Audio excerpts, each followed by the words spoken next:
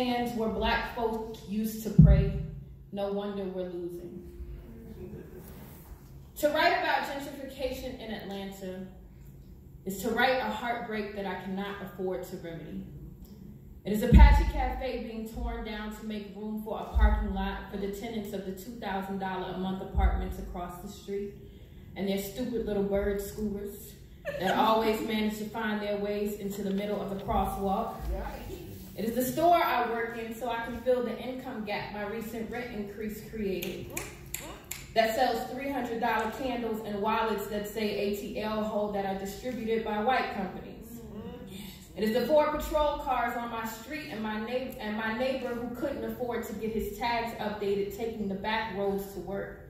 It is $25 parking garages for places that pay employees $8 an hour and don't have train stops because wealthy white Atlanta wants both to make the city inaccessible financially and the burbs inaccessible physically. It is the film industry straining the city's infrastructure while flying people from LA and New York to do the work and make the wages. It is a bodega turned market selling $7 cartons of cashew milk and putting no EBT signs at the front door. And maybe it is not a thing you notice immediately.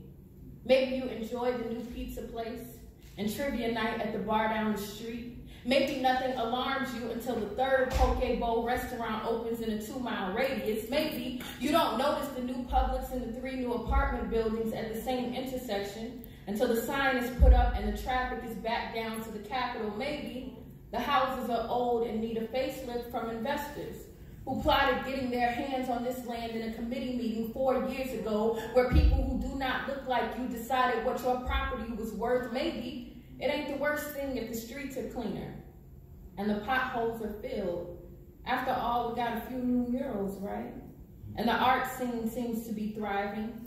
But don't you know that's how colonization works? It brings a cornucopia, then waits for the poison to set in. It buys low and sells high. It brings a brick facade and new street signs and posts the pictures to Zillow. And it demands me shut my mouth lest I scare off the new neighbors. And I say bullshit.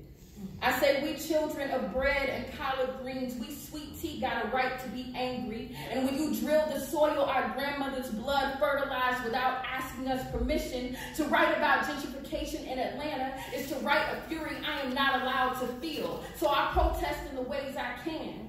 I pull up to Cross Street Market playing Hey by Crucial Conflict loud enough to make the white people who jog here uncomfortable.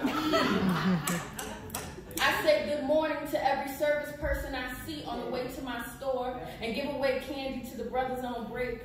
I find justice in the small moments with the people who are doing the work. And I pray some kind of way it makes a difference. Thank you.